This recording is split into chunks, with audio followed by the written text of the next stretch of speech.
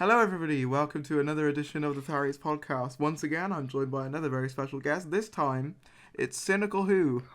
I'm glad you introduced me as very special. Wow, that's I Hi mean, guys. I wouldn't take. I just hope you don't take it as an insult. You gotta be very Oh, I careful won't. nowadays. Oh yeah, yeah. About Sure. what you say. But it's good to have you on. And So thank you. I'm pleased to be here. It's a pleasure to be on the channel. I'm very glad. So obviously, you know the format of the show up to this point. So why don't you Yeah. just tell us a little bit about your YouTube channel, how it got started? Oh, okay. So you may have seen me. I'm Cynical Who on YouTube. I make Doctor Who wise, I make range of stuff from reviews. I'm reviewing the series 12 episodes at the moment. I do Mm-hmm. artwork, and I've written some reviews to come up soon. Finished writing one yesterday. So yeah, that's sort of it. If you do want to go check out, I'm sure Tarios will be There nice will be and a link link me in in the the description. description, Yeah. and I urge you all to go get subscribe, go give him some Oh, love, because I thing is I find that there are a lot of channels that sort of fly under the radar, if you know what I mean. I've been very yeah, lucky, I feel, yeah. in that way that I've managed to like appease the algorithm somewhat, in that somehow. I don't really know Yeah. how. It's It's the mostly red just arrows in the thumbnails. That's it. it's the red. It's been the red arrows, the red text. Mm. All that. Just put red on everything, and they love it. They, Mm. they eat it up. No, I'm just kidding. And yeah. Yeah. So obviously, I've been watching your series 12 videos. Oh, Those thank you. I people that didn't I've I been. didn't know I had an audience at all. But Well, I've been watching. So yeah. all right, Um, nice. I particularly enjoyed your Orphan 55 one. I always Oh, enjoy right, it yeah. when people do like the reviews with more than one person because Yeah. I I mean, find yeah. I that mean, I go on. try them on my own. I just end up rambling on about crap. But Yeah, I can relate to that. I sometimes I sometimes wish that I brought someone on more regularly to talk with, but then at the same time I like to say my own opinions and yeah, like yeah, have that be the central focus. But I mean, maybe in the future I'll start bringing on more people to talk more regularly other than just podcasts. But I do yeah, like it when obviously you've got two opposing viewpoints on episodes. In particular when like with series 12, which seems to be quite divisive amongst mm. fans anyway, and some But people I'm glad you like the recent episode though, I do, because yeah, yeah, because obviously it's just one of those things with the recent one. It was like it kind of did what I want Doctor Who to do. Darker stories, an actual because threatening yeah, antagonist. Midnight and Forest of the Dead type stuff, which I'm a Yeah, big fan turn of. left as well. Yeah, yeah. Stuff like that is really my cup of tea. I like my Doctor Who to be a little bit darker in tone. It's just our warped sense of humor, really, isn't it? Yeah, and it's like yeah, I just appreciate the darker stories. I like the Mm, when mm. it's got a darker edge to it because don't get me wrong, the space dates are great, and obviously it would be very magical if you traveled with the Doctor, but I can also imagine like you getting into some dark shit. Like it's inevitable when you travel Yeah, that yeah. vastly around the universe that you're gonna get caught up in some stuff that Mm, you're not gonna want to talk about again after you've done it. You know what I mean? So yeah, I yeah. appreciated that. Realistic. I just appreciated the tone of that episode, and what it was going for. I appreciate the concept as well. Like I like it when shows do stuff with dreams. I always think that it's good. I think Rick and Morty did a very good job of it. Um, I haven't seen Rick and Morty actually. I hear a you lot of need to people watch talking it. about it, but It's so good. yeah. It's like what Doctor Who should be. I mean, Is it minus does the it get swearing. serious at times? I've from what I've heard, it's a bit more of a comedy, is it not? It does get serious at times, All but right. obviously there is a lot of comedic moments in it. But it's Is it it's is it still going? yeah, it's on its fourth series right now. It's All right. Okay. yeah, basically they're releasing their fourth series in like halves. So the first 5 episodes came out tail end of 2019. I'm not sure whether the second half of episodes are coming out, but it's kind of like series 7 situation where it's like Yeah. split in half. But so obviously we sort of drifted onto series 12 related stuff. So why don't you just run down each of the episodes? Give me like your overall thoughts. Oh, Obviously, okay. I know that you've covered them on your channel, but like Yeah. But obviously for the for sake of your the people. audience, yeah. So Spyfall Part 1. was good. It was definitely definitely better than anything we got in Series 11 because Agreed. just because I don't like Series 11 that much at Neither do I. all. But yeah, Spyfall Part 1 definitely. I think the end definitely. In our reviews, Max has been mentioning new episode syndrome, which is sort of. I rewatched Spyfall actually, and even though you know what's coming, you know the Master's going to be in it, it still has the impact. I think it's still quite a good story. I think Part 2 didn't let it down. It just obviously you're not going to beat that ending, but I think there was some really scary stuff. Part 2 for me was just the resolution, the how it got resolved just felt really quick at the end. It was going at a certain pace where I thought it was going to be a 3-parter. Like it was like because it felt as if there was no way it was going to get resolved within like 10 minutes that they had left. But then all of a sudden it was like I'm here now and I fixed everything and now bye. And that was it. And I was like, okay. And then obviously you had that bombshell at the end where they revealed that Gallifrey was gone, and I was like, oh yeah, I appreciated that because I wasn't a huge fan of them bringing it back in the first place. Personally, I know that some people liked it, and obviously I understand it from a sort of story perspective. It's kind of what New Who was building up to. Yeah. But I personally think that Gallifrey works better when it's dead, if you know what I mean. Because I also think showing less of it is definitely builds up more suspension. Because the thing is, with like the Time War, there's all this mystery about these things like the Gates of Elysium and the Nightmare Child and whatnot. And then when you get to Day of the Doctor, it's sort of just displayed as a Star Wars pew pew pew thing. Yeah. It's like, but on a BBC budget, so it looks even less impressive. So it's like, well, I think it looked alright in Day of the Doctor. Don't get me wrong, it still looks solid. Like it's not like it looks terrible, but it's just you compare that to Star Wars, which is very clearly inspired by it, and it's just like it's not even close. So that's why I prefer it when Doctor Who keeps Gallifrey dead, because you can just allude to it being this magical place, and and like obviously I don't think that the visuals can do it justice most of the time. I suppose, but it looked nice at the end of the episode though. The CGI was fantastic. It did. The destroyed Gallifrey at the end of Spyfall looked really good. Although I was a bit miffed as to how easily Jodie got there. I was like, okay. I mean, I know that obviously it's a pocket universe, and the whole point of Hellbent was that 12 made it back to Gallifrey, but he made it look like a really difficult task.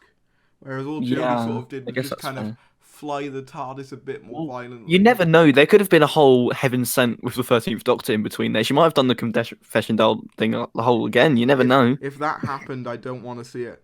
Chris Chibnall, don't make that episode where it's just 13 talking to herself for an hour. I think. Oh God. I think we'd all probably just end ourselves at that point. I know I would anyway. I don't think I could listen to her. I mean, I think that was one of the weaknesses of episode 7, was here, like, she has no presence on her own whatsoever. She's like, I think she was better in episode 7 than any of the other episodes. I don't know. I don't feel. I feel like the reason there are so many companions is that she just can't really carry a scene on her own, because maybe whenever she started like waffling, I was just like, oh please, stop. Please just stop. Anyway, so we were on Spyfall Part 2, weren't we? Spyfall Part 2, yeah. I have a habit of rambling. So do I, don't worry. I think it's a Doctor Who fan thing. I think we all just do it. It's one of my Praxis review got up to about 40 minutes, and half of it wasn't even about the episode. I think we were just talking about just randomness. Like, well, I think that's probably because Praxis was just so bleh. Yeah. But we'll get onto that in a minute. We'll get onto that in a minute, yes. Spyfall Part 2 drew a lot of parallels with that and another other stories like Sound of Drums and Aliens of London and whatnot. It feels like Chibnall was sort of building it off past things. Well, it was independent at the same time, but just it was good. I'm not saying it was bad. I'd probably give it a 7.5 or an 8 out of 10. But okay, that's quite high. I mean, I gave Spyfall Part 1 a 6.5, and I think I gave Spyfall Part 2 a 4. Oh, but, wow. For me, that's quite high for the fair enough. For the Chibnall era, anyway. For Chibnall era. And then Orphan 55, the divisive one. God. You didn't like this one then, I gather. No. Okay, I think in my review I said I rewatched it since my review and it's good. I don't mind the political commentary. It's just the acting I is don't really quite mind the bad. message. I just think that Yeah, shoving it yeah. all at the end was just it just Mm. made it feel that bit more. The concepts are fantastic. It's some of the best like stuff Doctor Who's done concept wise with the whole Conceptually, nuclear I've got no fallout. issue with it. It's just the Yeah, execution for me personally. I just yeah. don't think it worked. And Although I will say, I Benny. think it was probably my favorite 13 performance because the oxygen tank ran out because she was talking so much. So for like 5 minutes, she had to be silent, and I was like, "Oh yes, that's what we needed." Yeah, fair enough. Yeah. But yeah, I quite liked Orphan. I think I must have scored it an 8 out of 10. But looking back, 7 or a 6.5, just because the I'd probably give it like execution. a 2. To be honest with Ooh. you, I won't lie. I know that Harry's Moving Castle gave it a 0. And Oh even I wow. thought that was a little bit harsh, but you know, I can understand why because it is one of those stories where it doesn't, even though the concept is quite a good concept for a Doctor Who episode, it doesn't really do anything that different with the It's just concept. sort. Max mentioned this in his underrated videos, recent video. It's basically just a poor man's mysterious planet. If you've seen that episode, A Mysterious Planet. I'm trying to remember. it's Trial of a Time Lord Part Oh 1. yes, yeah. It's just nuclear fallout, post-apocalyptic Earth. But yeah, I mean the dregs were okay, but it was a good episode. I didn't mind it. Yeah, I mean, I think the problem with the drags is they look really good up close. Oh As yeah, soon as you had them in the daylight with the CGI, they look terrible. I don't think it looked terrible, but I don't know. I think it would have been better if they stayed in the shadows the whole episode. I yeah, think that would they have made them definitely a lot more looked threatening.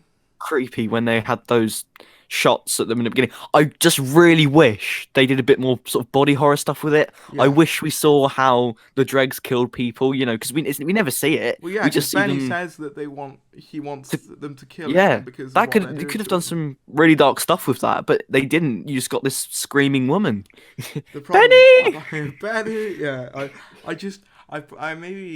think that they would obviously because of when it's on about 7 o'clock. It might be too early for them to do anything truly Oh yeah, of course. scary, you know. And plus, something I've noticed about Chibnall's episodes is that even when there are opportunities for them to be scary, they never really are. Like, there's never been one episode where I've been like, bloody hell, that's a scary concept, you know what I mean? Like, well, I mean, like, someone who goes into your dreams, that is a scary concept. Yeah, But yeah. again, it was kind of made a bit comical with the fingers. Oh That- god, yeah. It was like... That was just weird. Like they could have at least had like, I mean, it was somewhat sort of trippy in a way, if you get what I mean, or someone's finger coming off. That's pretty weird. But I would have thought like at least like a dart firing out their finger or something would have been, or just like putting your hand on their head. Yeah, Like that would have been fine. I'd have been fine with that. But they had to have these weird CGI fingers that just look really dumb. And I personally, as much as I thought that it was probably one of my favourite of Series 12, it wasn't anything that wasn't already done better in The Nightmare Man, in my opinion, the Sarah Jane episode. I actually don't remember much of Sarah Jane because I haven't watched it since There it are was certain on originally episodes that when I was a kid. remember, and that's one of them. I think purely because that did scare me as a kid. But like I don't really remember a lot of it. I remember moments of it, if you know what I mean. Like I can remember Matt Smith popping up in an Oh, yeah. episode, Yeah. you know, but I don't really remember a And lot. Bradley Walsh as a clown. Yeah, I remember that. But not a lot else beyond that. So Hmm. obviously, then we got to Nikola Tesla. Yeah, a lot of people quite like Nikola Tesla one, didn't it? I think it was just sort of average. I mean, it was good. I need to rewatch it. I think it's the only episode I haven't rewatched, apart from Praxius and episode I 7. think my ranking would probably go the Spyfall 2-parter because I consider it was a story. Then Can You Hear Me? Then Nikola Tesla, probably. Okay. So it's in terms of favourites. So Spyfall would be first, then Can You Hear Me? Then Nikola Tesla, because I just thought that it felt one of the most like an actual Doctor Who episode. Yeah, To I me. think I don't want to sound harsh, but I feel like it might be in my lower half of the series. Not because it's bad. It's just I don't know. It was good. There was some good concepts. I I like the idea of Ragnos type thing, which I can't remember the Yeah, names of, yeah. but they like taking advantage of this great scientific mind. I feel like it's been in. I feel like it might have been done in Doctor Who before, but I'm not sure. It probably has been. Well, yeah. I But, mean, I think the villain was probably the weakest, yeah, aspect of that one. Like, it could.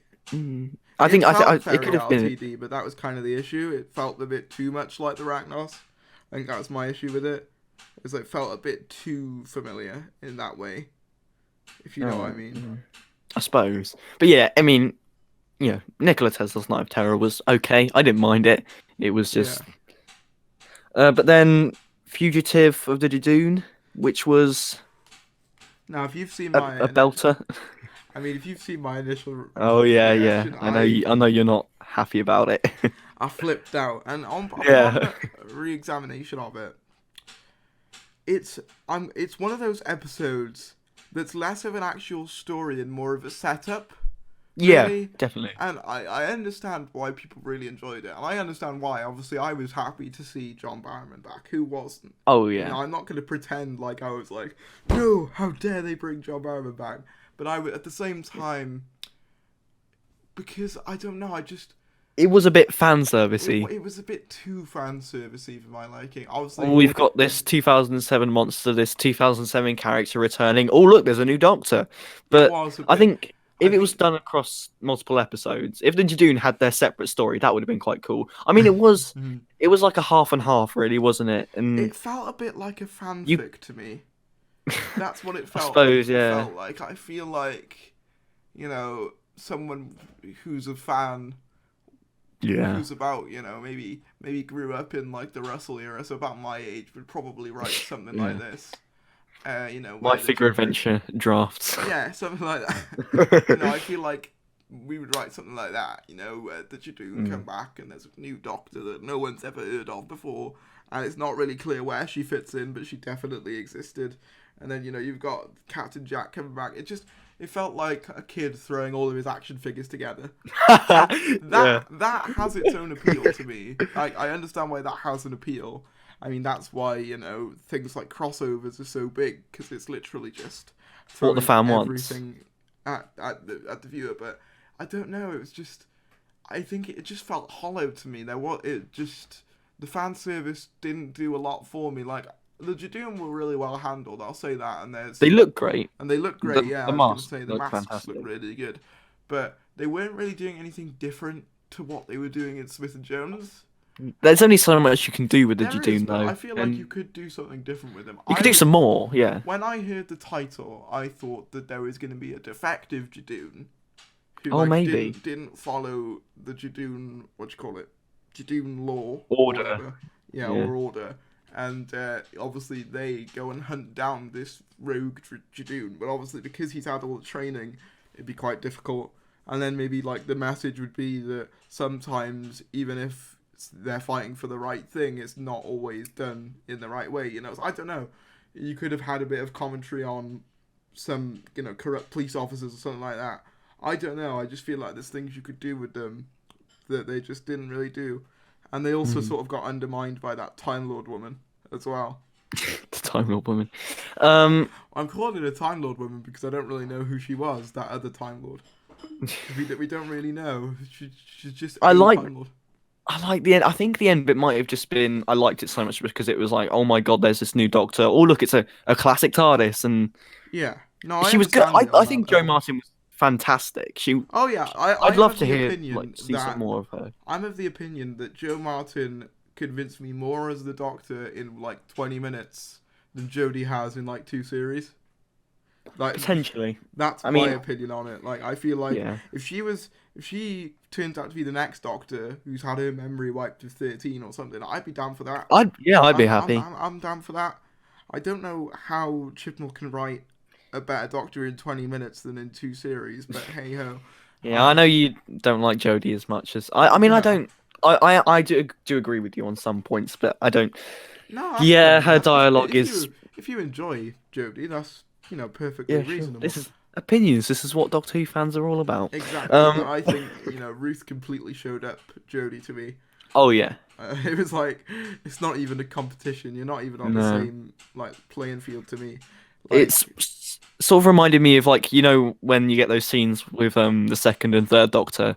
It was sort of like that, except she just had the upper hand the whole time. but yeah, well, with Like the second and third pretend she Doctor, was you talking felt down. like there was kind of, they were kind of, even though they had different ways about going about things, they were on an equal playing field almost. Yeah, Like because they they were are the both kind Doctor. of equally as intelligent, but they were just intelligent in their own ways, if you know what I mean. Whereas like with this one, it just felt like Ruth was the one who was completely in control and hyper intelligent and knew what she was doing, and Jodie was just kind of the confused child who just sort of followed her along. I don't know, just Yeah, But I'd be happy to see Ruth again as long as, yeah, and I've said this I before, as long as they don't go for the yeah. pre-Hartnell thing. I mean, I wouldn't mind that particularly. I mean, yeah, it would be somewhat disrespectful to Hartnell, as you said. I mean, I don't know whether I. But what about all the previous like off-screen lore about like Theta Sigma and whatnot? I mean, Well, people have said this before. People were saying this in the comment section of my initial video reacting to it. They were like, "Oh, well, what about the Morbius, the brain of yeah, Morbius?" And I was that like, was me as well, I think. You might have said it, but like, I know a Yeah, lot of people said that. And my response to that is, I've always seen those incarnations as Morbius's I, I incarnations. I'm pretty sure they are the Doctor. I know because I looked I looked it up afterwards, and I'm pretty sure they're supposed to be the Doctor. But I don't know. I always saw them as Morbius. oh, well, fair enough. But like, that's just me. I mean, apparently the original plan was for them to be pre-Hartnell Doctors, but it was never confirmed. All right. Or like never, fully 100%. These were before Hartnell. The thing is, I don't think you could just give a person the title of the Doctor just like that. And people say, well, what about the War Doctor? The War Doctor was created because he had to be.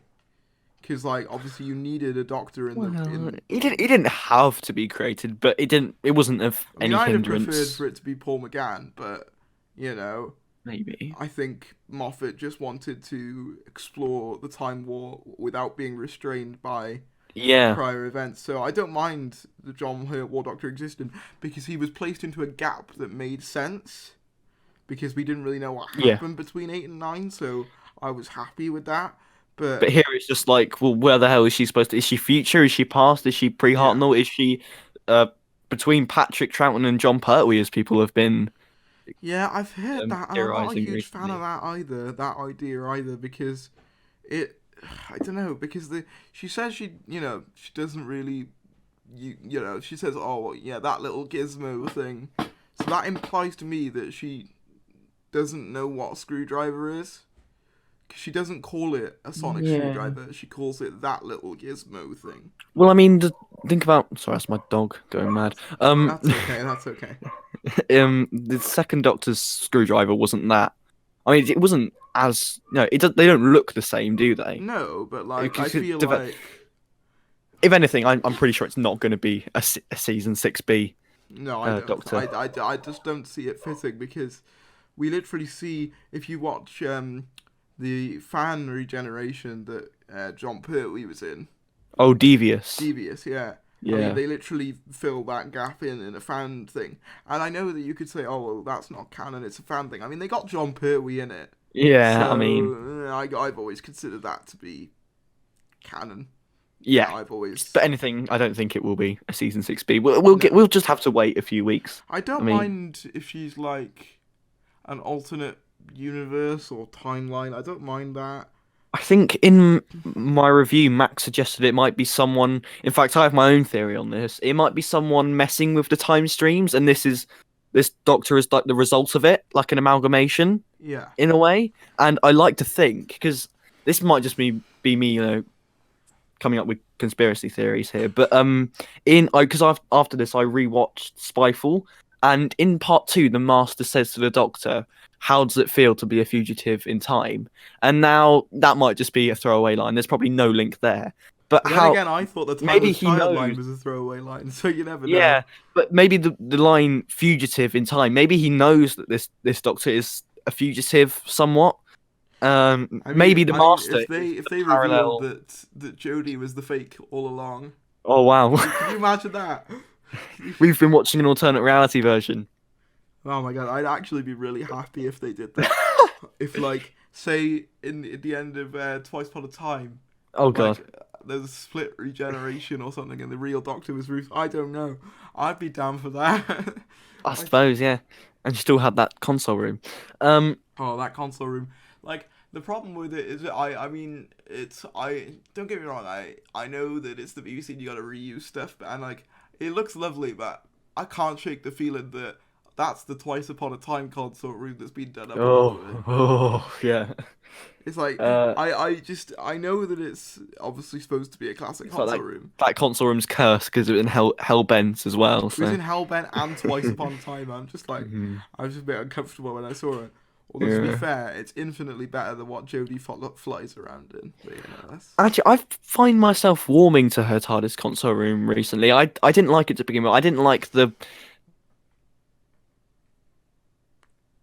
after seeing I'm sorry if I just can't remember this guy's name, but he built a 5-inch scale model of it to go with the figures, and it I think I looks might have seen that. beautiful. Yeah, and I think James Blowers is following in his footsteps as well, and he's building one because he Yeah. builds fantastic consoles. But yeah, I think that's what sort of I actually considered building it as well, because I have built a I was tweeting about this a few months ago. I haven't finished it yet, but I'm building a Eighth Doctor TARDIS console room for the figures. Oh, that sounds with- amazing. I love the Yeah, that's it's my favourite console room. So. me too. It's so cool. It's got like well, I'm planning. It has flashing lights and moving bits on the console and whatnot. Hoping to use it in a figure adventure or something at some point. But I like that idea. yeah, but yeah, I've warmed to Jodie's console room. That's fair enough. I like think the roundels. I think it looks its best when it's not in yellow. Yeah, definitely. I think it looks its best when it's either in the dark blue, and you know, like the dark lighting. I like that because it reminds me kind of early David Tennant, Chris Eccleston console, but instead of coral green, it's more of a dark blue. I like that, but I don't like it with the yellow. I don't know. It just kind of looks dirty. Yellow isn't a TARDIS color, really. It just makes the crystals look dirty to me. I don't know what it is. Yeah, I like it when it's sort of purpley, and in Praxis it was sort of like a dark sort of purpley red. Yeah, I don't mind that. I don't mind it in red when it's in resolution and when it's briefly red and all the roundels are red. Yeah, that's quite cool. And when it's flashing red and blue, that looks quite good when the Jadoon are getting signaled. But I message. I just distress call. Yeah, distress call. That's the one. But I don't know. I just don't like it. It's got the same problem as the Chris Eccleston one had, the David Tennant one had, where it's just too sort of, you know, it's too organic for my taste. I suppose. I mean, I quite like the Tennant console room, but anyway, I was talking about the Master, wasn't I? Yeah. I like to think that the Master is the parallel to this. Maybe he is say for the sake of this argument that Joe Martin is a parallel version of the Doctor. I'd like to think that this Sacha Dhawan is a parallel version of the Master, maybe. I mean, that's an interesting idea, but I don't know whether I'd like it, because I really like Sacha Dhawan's Master. Oh, he is fantastic, yeah. And he's probably my favourite thing to come out this era thus far. He was a bit... it was good. He was a bit hammy at parts, but, I mean... Yeah, but I prefer that than just doing, like, an impression of Delgado all the time. Like, obviously... Yeah. Because... Don't get me wrong, Delgado is fantastic, but I don't subscribe to the notion that every Master has to be like Delgado in order to be good. Yeah. You know, Alex McQueen is my favourite Master, the Big Finish Master. He is fantastic. I need to listen to more Big Finish. For me, it's probably... I don't know, really. I need to rank them properly. Don't get me wrong, I love Delgado, so that's probably up there. And Dhawan is probably up there for me, to be honest. I think I might need a couple more performances of his in order to be completely sold. I do quite like Eric Roberts as the Master. I know a lot of people don't, but he's not that bad. I don't think he's that bad. I think the problem is just what he was given to work with. Yeah. You know, what did you expect him to do, you know? Yeah. I feel a rant coming on about the TV movie, because I know you love the TV movie. I love the TV movie. I think it's the most underrated episode of Doctor Who. Probably. One of the ones. I mean, I don't know. It's just the style of it. I love the style. I love the lead. I love the companion. The soundtrack is phenomenal. I've been listening to the soundtrack. I don't know who did it, But whoever It's did John it, John Debney, I think. they need to get him back for like Doctor Mhm. Who again. I don't know what they need to do, but I just love the orchestral feel of it. Yeah. Obviously, don't get me wrong, Murray Gold could go very orchestral at Yeah. points, especially with like the Dalek theme and stuff like that. But there's Oh, something yeah. about the TV movie score that's it's just got a certain level of Yeah. gravitas to it. And I know, but because there's I know a lot of people won't understand this, but there's the track they keep on playing throughout the movie, which is Puccini, the sort of opera piece. Oh yeah. I've been listening to that a lot recently, and it's just beautiful. I love it. Mm. It's so good. But yeah. Anyway, what were we on? We were talking about Fugitive, weren't we? Fugitive, yeah. It's the thing is for me, as I said, it's mainly just a setup episode, and it doesn't really do much else. It's kind of like if you watched Hellbent on its own. Well, it's not that bad, but you know what I mean. It's like Yeah. it doesn't really work on its own. Or if you watch like the series 5 finale, not like the part 1, but just part 2 on its own, it doesn't really, or part 1 on its own, it just doesn't really work. And I think that in like years to come, that episode will be seen more as fan service, kind of similar to what some of Moffat's later episodes were, where it's like, this is just fans. It's basically what Twice Upon a Time was, it was fan service. And I understand obviously that was. God, yeah. Don't get me started on Twice Upon a Time, because I will be here for hours. Yeah, and like that was basically just created because Chibnall didn't want to do Christmas, and Moffat was like, well, there needs to be a Christmas episode, even though that felt kind of in vain in the end, because the next year Chibnall was like, nope. So you might as well just like let it go and just let the Doctor have a good send off. But whatever, we had to drag it out. Dr. Fools would have been fine, I think. I'd have been perfectly happy with the Dr. Fools. Yeah. I'd have been perfectly happy, perfectly content. I think it would have been a much better ending, if I'm being honest, rather than having a long, drawn-out fever dream shitstorm. Where you're just waiting for it to regenerate, because you are. That's basically what you do in that episode. That's what the episode's for, and it's just filled with 60 minutes of, a dodgy William Hartnell impression full of just. I don't know whether it's dodgy. I quite like. I don't like David Bradley in the role, but that's fair enough if you don't. Like, he's not perfect at it, but I do think he does it incredibly well, considering William Hartnell's like been dead since like the 70s, so to recreate someone that closely is quite an impressive feat, I think, personally. And he's really good in Adventure in Space and Time as well. So. Oh yeah, Adventure in Space and Time is just fantastic. But Yeah. So I mean, I don't know about Fugitive, man. I understand why people love it, and I don't get me wrong, I was happy when Jack returned, even though it would be speculated for quite some time. But then again, when isn't it speculated? It's always speculated. Yeah, for some reason, River Song and Jack and Rose, that's always, are they coming back this season? No? Well, we'll start the rumours again next year. Yeah. But, I mean, the Jack thing could have happened in any episode, let's be fair. But I suppose it gave the companions something to do whilst Jodie was off with Joe Martin. And John Barrowman also completely showed up the rest of the companions as well. Oh yeah. It's just like he's so much better of a character. He just makes the other three look boring by comparison. Especially Ryan. Like Ryan to me is just so, everything's so one note. It's like there's no sort of range with how he performs it. It's always, we're your mates. I'm Ryan. I liked him. He was a little bit cheesy. He's a little bit cheesy. Yeah. Yeah. I mean, I mean, Toast and Cole's all right, but I'd like to see him leave as rumored. I think there's just been no range. He always delivers everything exactly the same. Yeah, like, Is this our lives, Yaz? Is this all we're gonna do? Yeah, he just sounds really unenthusiastic all the time. About everything, even when he was like in episode 7, he's like, "I got chips though." It's like that bit. It's like he didn't even sound excited at the prospect of chips, and how can you not be excited? Yeah, I know. Chips are a real highlight of your day. Exactly. So, I don't know. Ryan just doesn't click with me. Yaz is marginally better for me. She's improved within the last series. It's like a fraction though. It's not Yeah. massively. Like her best episode, I think, still is Spyfall Part 1. Oh She yeah, does the detective sort of stuff that kind of ties into a police career. Also, the fact that she kind of got depression out of nowhere felt very strange. I feel what like in the new episode? Yeah, I feel Was like that supposed to be depression? I didn't.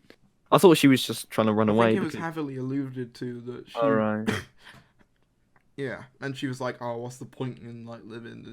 And then like that lady's like, you know, you got to do so much. You got family who loves you, and if I'm right, then I'll give you if I'm right, then you give me 50p, and then that's how it ended. It just kind of came out of nowhere. 50p.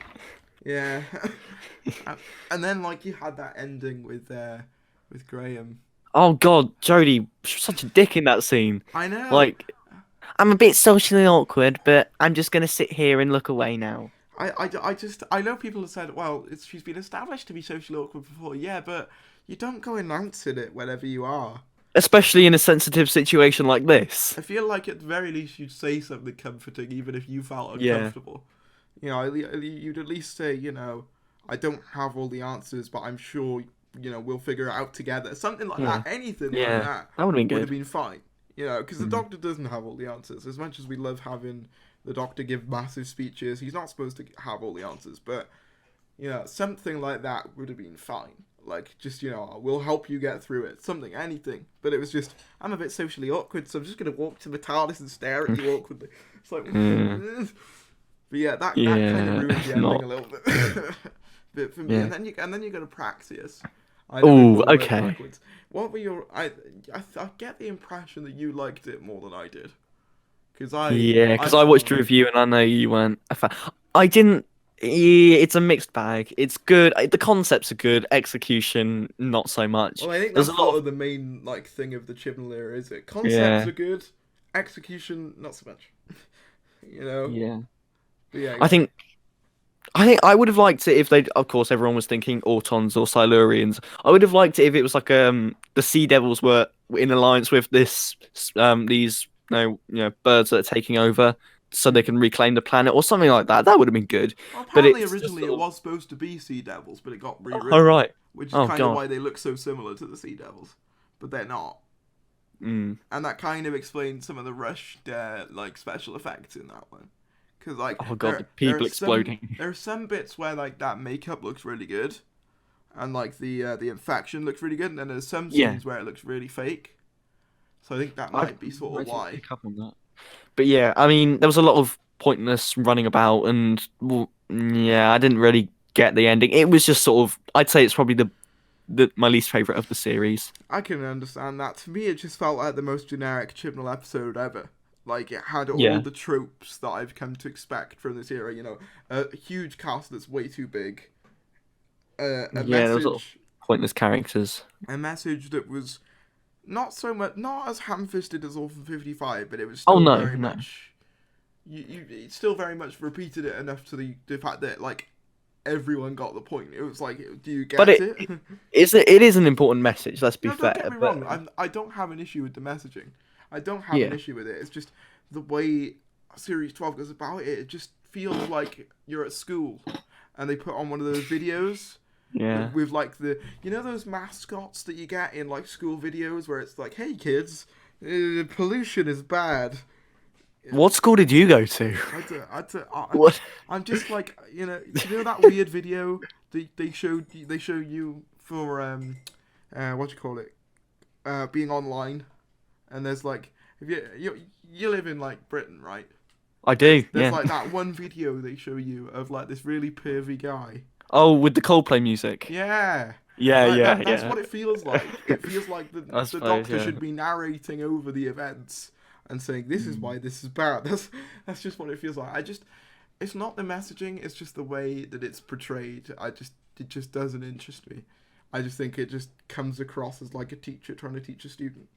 I feel things Jodie Whittaker does is like when she meets a historical character, it's just like she's reading out their Wikipedia entry right in front of them, isn't it? It's like, you can tell us that, but integrate it into the plot. Don't just read it off a script like you are, you know, Yeah, Put it the into the story. Doctor Maybe a companion asks a question about it and there's a bit of exposition, but don't have it like, oh, you're Ada Lovelace, you the person who did that and that and that. And it's like, oh, all right, get it over Well, and why done don't with. you 'Cause... show us that in a creative way? Yeah, God, yeah. why do we have to like listen to this Wikipedia? Yeah, as you said, it is like Wikipedia. The Doctor has always been used to do expository stuff, expository dialogue about where they are and stuff. Yeah. But it just feels incredibly forced with 13 in particular. It feels like the action literally stops sometimes for the Doctor to either say what the moral is or exposition about the figure, as you said, or just whoever, whatever it might be. It just, I don't know. Yeah. It just doesn't feel right. I think that's the thing that I can sort of say is it just doesn't really feel right. Doesn't click with me. Yeah. I mean, yeah. And But we're probably going to get that in the next episode, aren't we? Yeah, I'm not gonna lie. I kind of echo the Who Addict's opinion, where I kind of just want to skip to the finale now.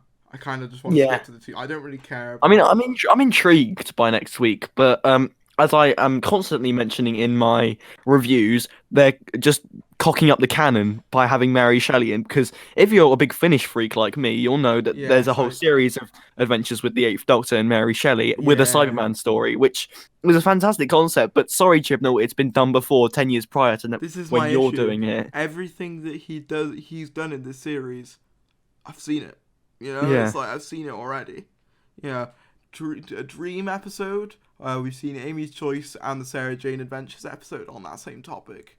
An episode about, meeting. I suppose Spyfall Part 2 was a bit Sound of Drums, wasn't it? With the Spyfall Part 2 was just like every episode for the last 10 years in one episode. Yeah. It was like, you had the Sound of the Drums with obviously, and you had a bit of Army of Ghosts with the sort of Sarvan. It felt very. Yeah. I honestly thought that they were going to be Cybermen, especially with Bartlett saying, "Oh, this is humanity 2.0." Oh god! It sounded like Cyberman dialogue. You know what I mean? That would have been quite interesting. I think because the Cybermen always have that one leader like Tobias Vaughan or whoever John like Lumick. The guy. Yeah, that's it. I think Barton would have been quite a good leader for them. That would have been quite cool. That.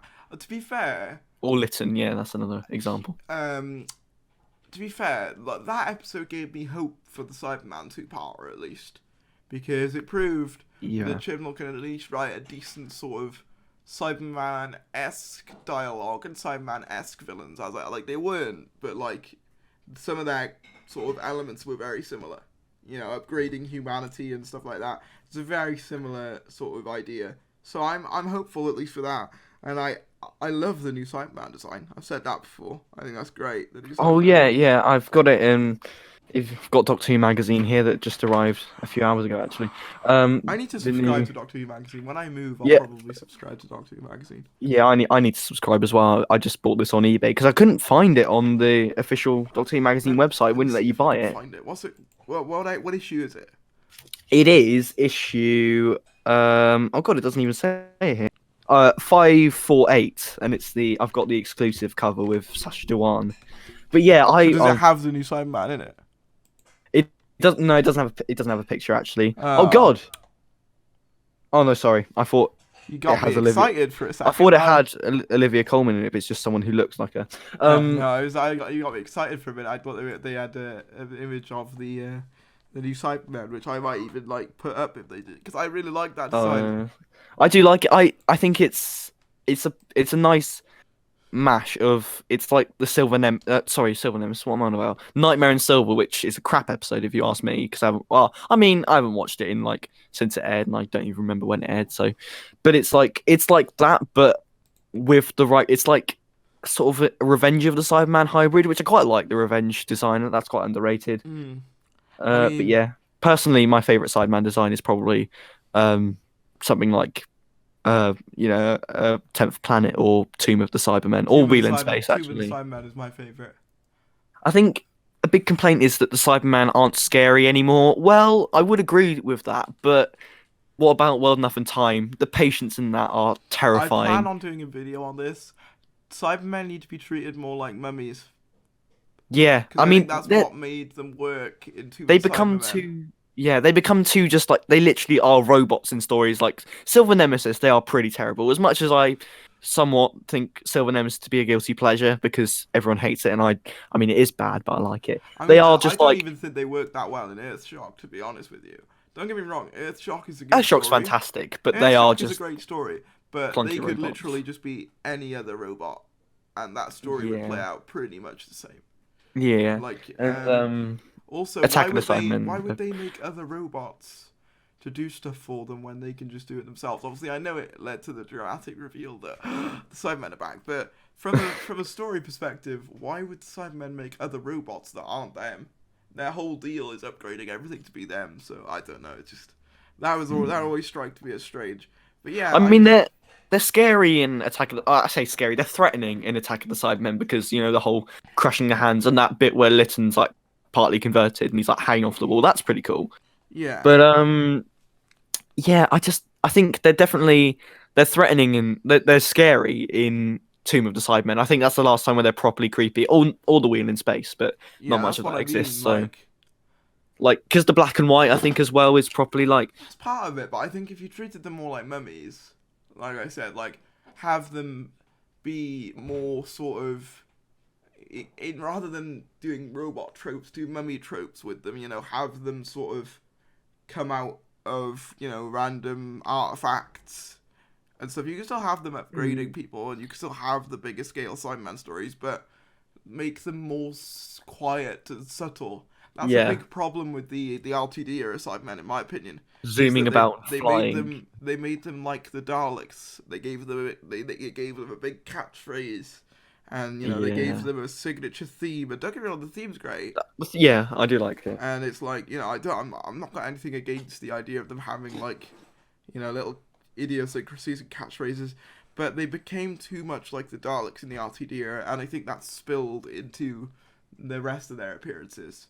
And I think they need to be more unique from the Daleks in the way that they don't necessarily need, a catchphrase. They don't need to be stomping around and making lots of noise. They work See the best. Sontarans as well. Yeah. You had to give them a catchphrase as well. Sontar. It's I like suppose it's you it's don't just sort of to make them iconic in a I way, isn't it? understand that, but like you can do iconic without having to give them a catchphrase. It's like Yeah. don't get me wrong, like they can say delete every now and again. It wouldn't, it's not going to affect the quality of a story. They said delete, in the past, but it's like it doesn't need to be said all the time. It's kind of like the Daleks with exterminate. It's like they say I mean, but yeah. Okay. way too Fair often enough. now. Like if you go back to Classic Who, they say it, but it's not like every other word that they say. Whereas No. I feel like some later New Who story, not so much Russell, but like Moffat, very much was sort of with the Daleks. They were very generic in that way. I don't think I've mentioned the Moffat era on my channel yet because I just don't like it. I'm just really incoherent with that era of Doctor Who. Like series 5, I think I liked at the time, but like from like series 7 to series 9, I just fell out of love with Doctor Who. I was more interested in other things, so I never really watched them on initial viewing, or I didn't care because this is. I mean, looking back on it, Doctor Who wasn't great at that time. I mean, you may have a different opinion, but I don't like it that I much. loved the Matt Smith era mainly because it's what I grew up with. Peter Capaldi's era, I wasn't a huge fan of. I mean, I'm just a big fan of the RTD era because that's what I RTD mean. era is fantastic. Like, I mean, Yeah, I don't get me wrong. I series started 1. with RTD. Yeah, But like the one I was there for the whole way through was Matt Smith. I was there. I think when Matt Smith was, when obviously you were probably into Matt Smith, I was going back and watching like John Pertwee or whatever. I think he was my favorite Doctor for a while, watching stories like Carnival of Monsters or Curse of Peladon. Well, for a while, as I've said before, my favourite Doctor was Paul McGann, but I've reevaluated it and gone, Smith for me. I just watch him so much. Yeah, I watched your ranking video. Yeah, Yeah, Paul McGann's my favorite that was Doctor. controversial because John Pertwee was so low. But Well, I always find it difficult. I don't think I'll ever do a ranking Doctor video because it's like they're all fantastic. So it will like pain you to like you look at the list and oh look, Patrick Troughton's at the bottom, but you don't mean that because he is fantastic as well. all except one for me. But I won't. All right. I won't say much more Because otherwise I have like people going, "Oh my god, he ranks the 13th Misogynist. Sexist." It's like, well, sorry. I just can't help how I feel. I'll say I rank Joe Martin probably above her. So I'm not, that much of a sexist. But yeah, I'm looking forward to the rest of the series. I hope it's okay. And as for the finale, sorry, not the finale, the special you made a video on. Yes, yeah. I'm definitely looking forward to. Literally, as soon as you made that video, I did my top 10 classic series stories, and I was talking about Revelation of the. Am I allowed to spoil it here? What we think is returning in that finale. Oh yeah. Well, they must have watched the video. I've already done a video on it. So. Yeah, and it was in the thumbnail, wasn't it? So, yeah, I was talking about Davros and I was talking about the Dalek Civil War and how they haven't done anything with that in the new series. No. Like, I swear, I was even surprised by it because, like, yeah, that seemed right up RTD Street. Like, I could imagine him doing a story if he had stayed on for maybe a series longer. Where like even in Big Finish, like the Dalek, like if you listen to the early Big Finish stuff, stories like Terra Firma, which has Davros in it, and the Imperial Daleks, I think, or no, maybe not, but it's definitely like that whole plot just gets sidelined. Yeah. Like forgotten about. So I like to see how they handle it. I think it will be interesting. I'm like with every episode, I'm not getting my hopes up for it.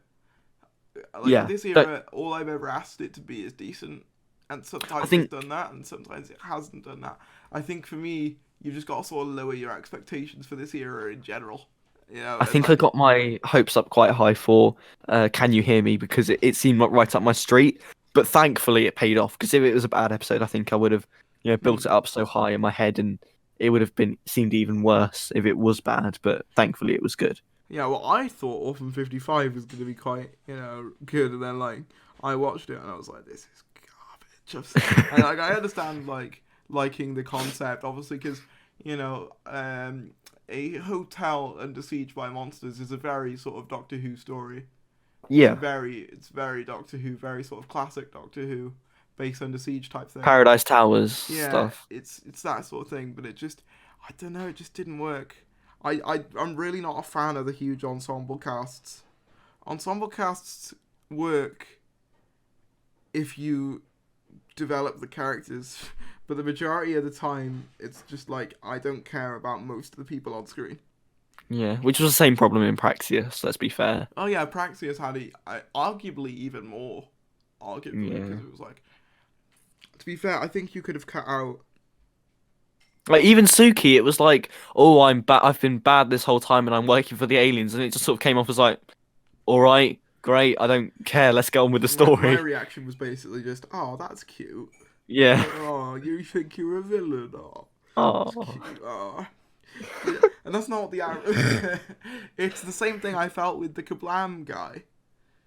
Oh god. It's like, don't get me started on Kablam. I'm the evil terrorist. It's like, sure you are, buddy. Sure you are. I don't remember if you made videos on this or not. What do you think of Series 11? Just for a brief rundown. I know we've rambled on about Series 12 enough, but what did you... I've spoken about Series 11. I've never actually done reviews of each episode. I probably will at some stage.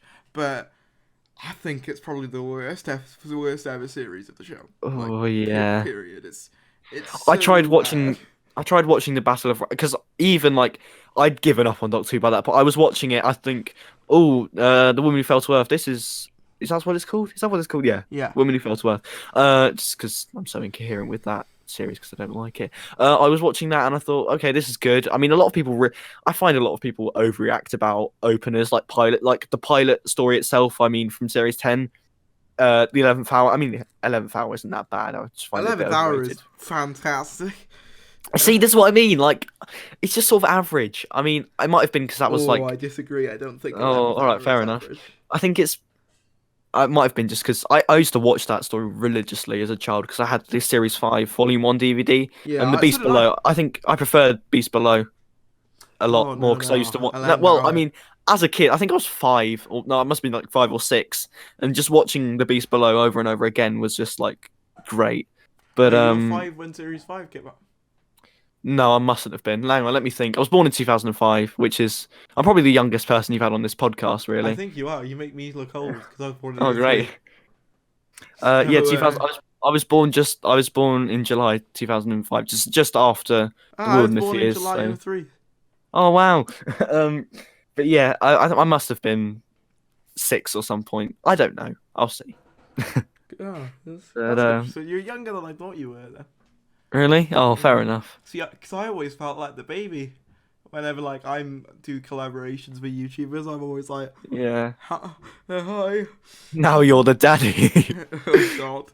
That sounded Let's not go strange. down that way. Yeah, I mean, I just don't want it. I just don't want like I don't want people taking me for granted. Oh, you're 14. That means your views on Doctor Who might not be that great. Well, I that's mean, what I like, said. Well, yeah, that's why I didn't say my age for a while. But then it just kind of came out one day, and then it's just like, I don't really care. I've kind of accepted that in terms of the, not to say that I'm not a big YouTuber, but in terms of like Doctor Who YouTubers. Oh, you're. I think as far as YouTubers go, I mean, let's think of the biggest. I think. Well, I mean, there's sort of it breaks between like you get to like people like Five Who fans who are just sublime, by the way, and like Batman March who are like around 15 to 20,000, and then it sort of breaks into people who's full fat videos who get around. I think probably like I mean, personally, I don't know. I'll probably have to look it up now. But then those people don't for really do regular Doctor Who. Yeah, for a YouTuber, I think you're. I'd say you're big, definitely. Yeah, I mean, I guess I always thought that channels like Dimmy and Oh God, yeah, Dimmy. Elpatron, who are around 2000, I always thought they were big. So maybe I am. I don't really know. I've never really thought about it. But I suppose in that way, in terms of the ones that, like, in terms of Doctor Who YouTubers that you can name off the top of your head, I probably am one of the youngest ones, if not the youngest one. So that's always been kind of like, I've always felt like the little baby. So I've always been, like, whenever I ask people to come on the podcast, I'm like, hi, do you want to come on my podcast? So it's, and it's especially true with me and Channel Pup. Oh God, yeah. I've spoken before on here about my diamond with him. Yeah, I think it helps doing my reviews because a lot of people don't know this, but Max is actually my cousin. So I've okay. Yeah, you probably didn't know that. I don't think I mentioned that, but he's 17. So I mean, I'm seeing him in 3 days, I think. So we'll watch the episode together then. But I think having someone older definitely helps in a way. Yeah, I mean, he can do the political stuff. Yeah, I mean, to be fair, it's really strange when you think about it, because I've had some people say, "Oh wow, you're so young," and then you have some people who I've had who are like 13, 14, and they're like, "Wow, you're so old." I'm like, "No, I'm not. No, I'm not. I'm a little boy. I'd rather be a little boy than be old." Little boy Tharries. Little boy Tharries, yeah. But no. Anyway, also, I'd like to take this moment on the mention of Max. Is anyone still watching? Because I probably bore them. But please do go subscribe to Max because he makes fantastic videos. I know the thumbnails might be a bit might put people off, but it's ironic. It's all ironic. It's just if you like the dark comedy and like political satire, definitely watch his channel. Subscribe to his channel because it is. I shall link you both in the description. But obviously, because as you are the focus of the podcast, I will mainly urge people to go to you, but then obviously as well. Yeah, and also watch Max's videos and check out his music because he on SoundCloud and Bandcamp get his new EP and album and whatnot because it is good music. I definitely recommend. I mean, his new EP is just sort of just a bit of a joke. It's just, I mean, just listen to his SoundCloud because there's good stuff on there. And alrighty then. Yeah. Well, I mean, I'm sure he'll let you use some in a video at some point. Now had your allocated self-promotion time. No, I'm joking. I don't really mind. Give me the $5. He paid me to say that. Well, I need to get a cut of that, by the way. It's like, can't cut me out of these deals. But anyway, I mean, I'm kind of, because I remember seeing a tweet from Who Addicts that was like, I might just watch when I get the box set of Series 12. I might just watch episode 1, 5, and the finale. God, I haven't even thought about getting the DVD for Series 12. I haven't. Do you know what? I probably won't. I don't normally, to be honest, because they're DVD wise. I just watched them on iPlayer and Netflix. I have all the DVDs. Well, most of the classic DVDs. I'm missing a few. I have quite a I've few classic DVDs. Nowhere near all of them. I have quite a sizable Oh collection. yeah. Yeah. I mean, I don't want to get any more for the moment because I've got a perfect. Because I'm one of those sad people who gets the reconstructions and puts them on discs and puts them. I've got a perfect shelf because it's like this IKEA shelf. I've got a perfect 60 shelf that goes all the way from An Unearthly Child to The War Games, and Oh it's wow, like that's fine. that's really So impressive. oh, thank you. In fact, I actually marathoned all of the 60s episodes early last year, and it was fun. It was tiresome, and I think I gave up when I got to the Dominators because that episode is pure shite. Um, but yeah, I've got a perfect 70s shelf as well. From what I don't have all of the 70s stories, but from what I have, it's Spearhead from Space to Sharda. So that's and then I have a full 80s shelf. So like if I get one more, it will nudge them all out of alignment, and it'll be like, oh god. But Yeah. yeah, new series wise, I have the original. I have this is so stupid, right? I have the series 1 box set, series 2 box set, series 3 box set, and I for some reason I think it must have been like 11 or 10 at the time. I decided to buy series 4 in volumes. Like why? Like I really do regret that now. But and then I get series 5 and I don't have series 5, just that volume 1 thing. Series 6 I actually got the box set for my birthday a few years ago. But from then on, I don't have any other. Sorry, that's a lie. I do have Series 9, but I just like Series 7, Series 8, and Series 10. Or even Series 11 and 12. I just can't be asked. To be fair, like I don't find them particularly fantastic. I mean, they're good. There's good episodes, but if I do want to watch them, I'll just hop over to like Netflix or iPlayer or something like that. Yeah, I'm the same. I recently subscribed to BritBox, Oh right, which has okay. all Classic Who on it. So ever since then, I've sort of stopped collecting classic Does it DVDs. have the missing episodes? It has, um, I don't think it has all of them, but like the ones that they've animated, Yeah. they're on there for the most part. So like Have they've got you the have Moon you Base is seen? on there, Oh right, okay. Power of the Daleks is on there, um, Also, I'd like to take Sharda is this. on there. Oh, okay, okay. I mean, that's fair. I haven't seen Sharda animation yet. I've seen the original VHS cut. But on the subject of the animation reconstructions, how many have you seen, and do you like them? Because I have quite controversial opinions on this. I got bought Power of the Daleks a few years ago and watched that, and I've seen bits of other ones. I've seen bits of the Moon Base one. So yeah, I've seen a couple. My opinion on them is that they're a good idea. I really think the animation could be better though. I'm of that opinion. Yeah, I mean, as I said, when I did my marathon, I got to episodes like I think it must have been Power of the Daleks, and I started watching the animation. I just thought this just isn't doing it for me, so I switched over to the reconstruction, which I enjoyed a lot more. Considering that's just still pictures and audio, even still, like that sort of shows how I feel about the animations. And when they're done well, they're okay. Like in the Invasion and the Moon Base, they're pretty good. And from actually, I didn't even watch the 10th Planet when I watched the reconstruction there. But yeah, I think when they're done well, it's good. I can enjoy the story. But when it's stories like the Ice Warriors, God, that is like I haven't even dared to watch them. I just saw the pictures on the back of the box and thought, no, no.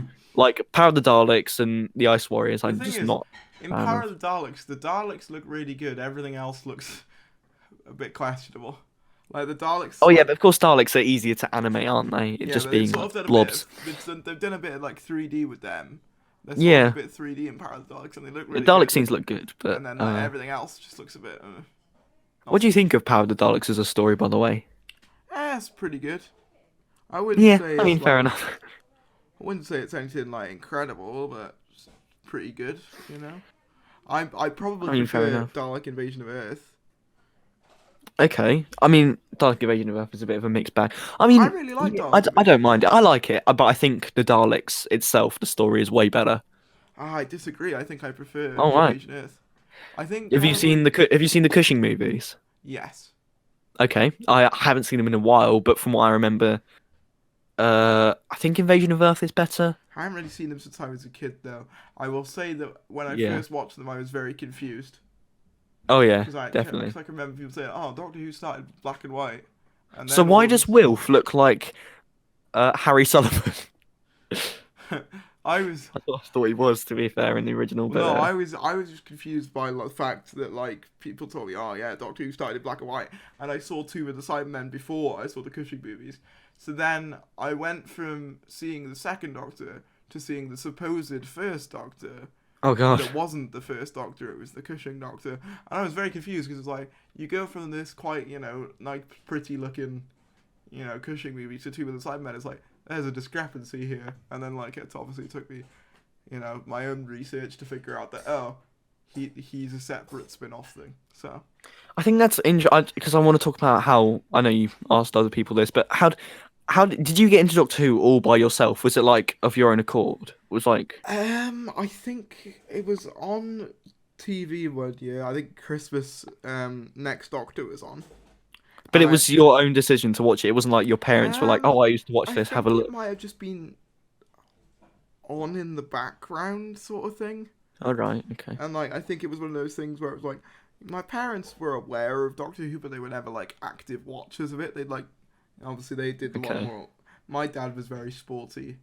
All right. And it just wasn't really my mum's cup of tea. So I don't really know where I got what my fandom for it from. But it was like I think my parents knew what it was. They knew it was a family friendly thing. So chances are they probably just shoved it on one Christmas because safe family entertainment. Yeah. You know what I mean? And Next Doctor, I loved it.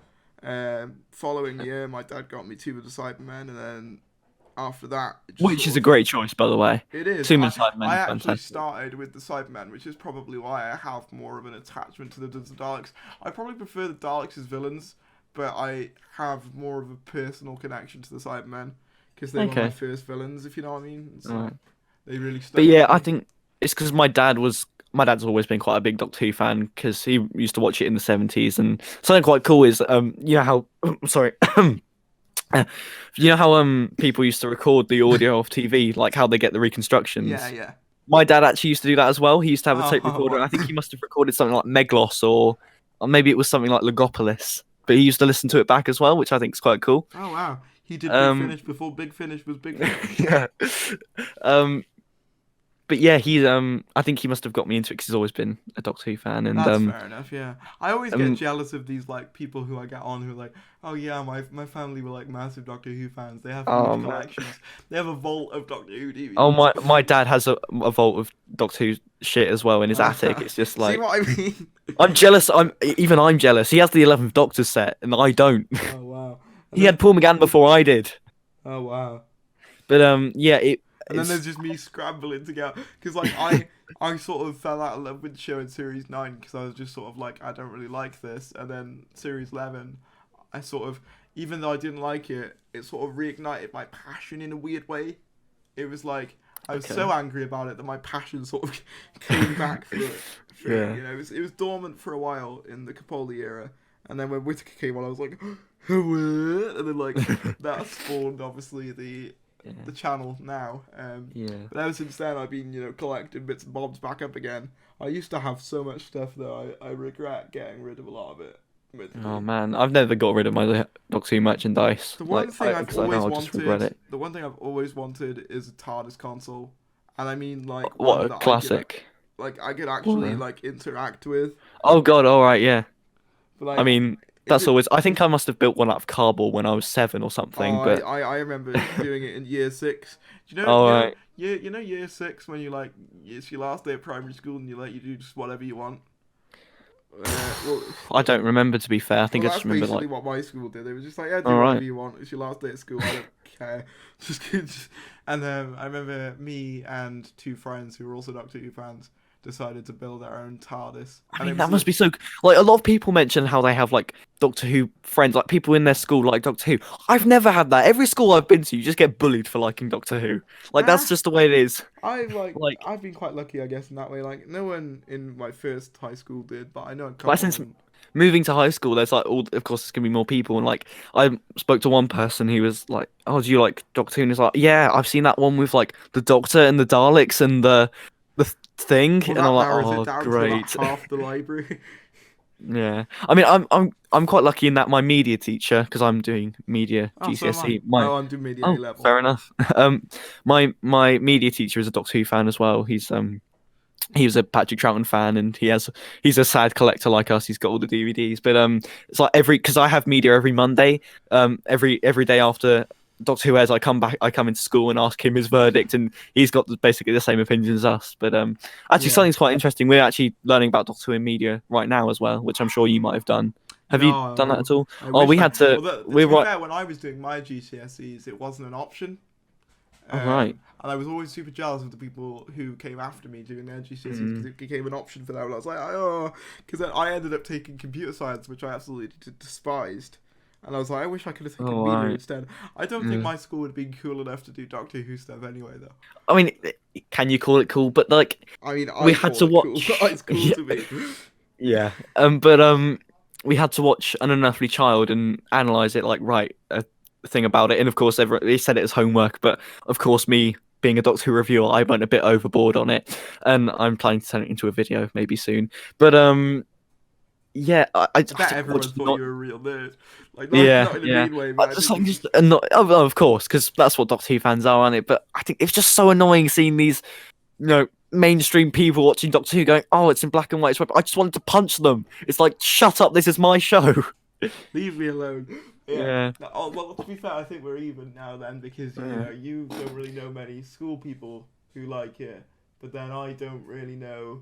I don't really have family members who like it, so I don't have the like massive vaults that some families do, where they've got this massive room just dedicated to Doctor Who that looks like the Doctor Who experience, but in a house. Oh god, my room, half of my room is just taken up with three giant shelves of Doctor Who crap, like figures and DVDs and CDs and whatnot. It's cost me a shit ton, but I mean, I've got to pretend it's worth it because I'll cry if I don't. But also we're having to review Class at the moment, and it's why would you review?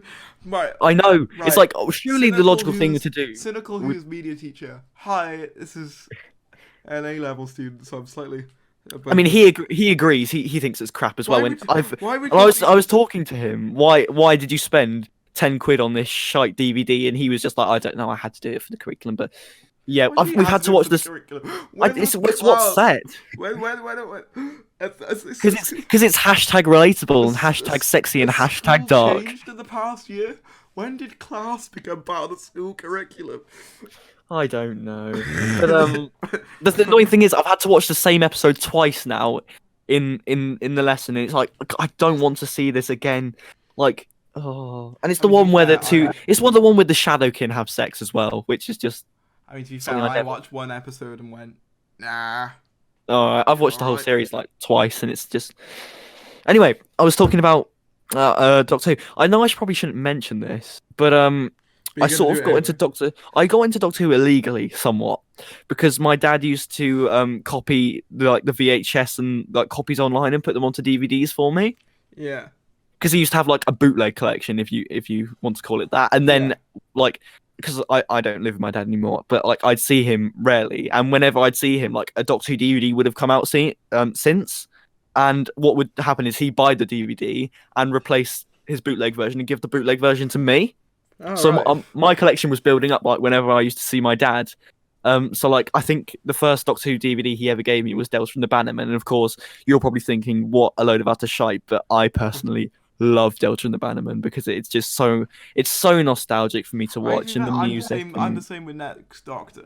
People say, "Oh, that's just a bit of." Yeah, I don't like it. Bit of tripe, but that's my first Doctor episode. Leave it alone. I don't know whether I've still got it, but I had a signed picture of Rosita in that episode. Can't even remember how I got it now, but Right. So that's a fun little thing that I have.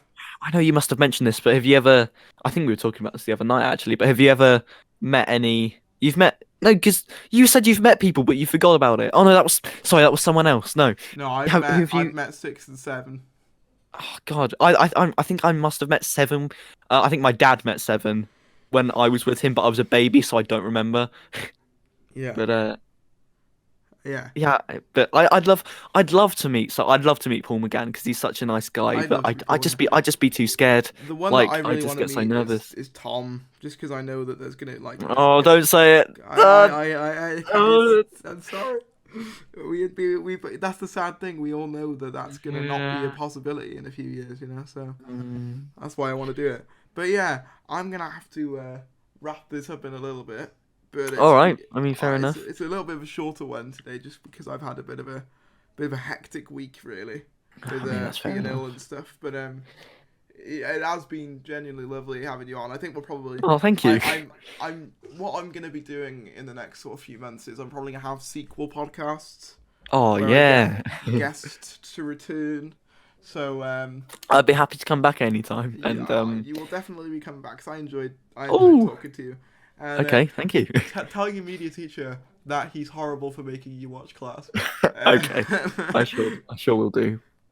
Say a random Doctor Who YouTuber said that. But yeah, thank you for coming on. Am I right in saying that, just in case people actually do like me off this episode for whatever insane reason, am I right in saying that you may be coming on my channel in the future to review I will come Ascension on, of the Cybermen? I will come on to review Ascension of the Cybermen with you. Oh, okay. Well, there we go. And I'll obviously be doing a review of my own as well. But yeah. Yeah, sure. Thank you everyone for watching. Comment, like, and subscribe. Be sure to subscribe to Cynical Who and his friend as well. I'll leave both of them in the description. Let's get Cynical Who to 100 subscribers because... Oh, please do. Because we know what you're going to do if you get... Tell the audience. Oh, no. Tell them what you're going to do. There was this thing that happened on Saturday. It was late night. Me and Tharries were on Discord. He was messing around on his merch shop and he realized he could create this Tharries bikini. And if I get to 100 subscribers, I sort of promised that I'd wear it in a video, and I'm not really sure I want to do it anymore, but oh well, I might have to. Oh guys, god! if you're No! watching this, I don't want to. Don't forget my channel, please don't. I don't want it. please do. Where are we on now? What, time-wise? No. Oh, my subscribers. I'm on 72 now, which has rocketed up. 18 subscribers. Is it 18? No, wait. Oh my god, I'm that's really really good not... neither am I. No, it's 28. I think. Okay, like that. I mean, Some I'd be amount thankful. of I'd be subscribers. thankful. Oh god, it's 37 quid. I don't know, $37. How much is that in quid? Let me see. About 30 quid, probably. Oh fuck. Well, you said you'd do it, and I've got it on recording now. So. Oh, why do I make these promises? I just love I love the image on the shop as well. Like, she just looks so happy with herself. I've got the new Tharries bikini. It's so dumb, but I only did it because you said you'd buy it. Okay, I mean, I've got to stick. I'm a man of my word. You are a man of your word. But yeah, Well, thank you everyone for watching. Links to the 2 channels mentioned here will be in the description. And do you want to do the send off? Oh, I mean, sure. I mean, I'm not very good at it. I always cock up my intros. You gotta do the my signature line. Is it bad that I don't know what your signature line is? Wait, no. I watch your videos. I just... No, I know you do. It's and I will see you. Remember that? No, sorry. Personally, I don't. I get Alright, well, I get I'll say too it distracted again by anyway. the little shop. And I will see you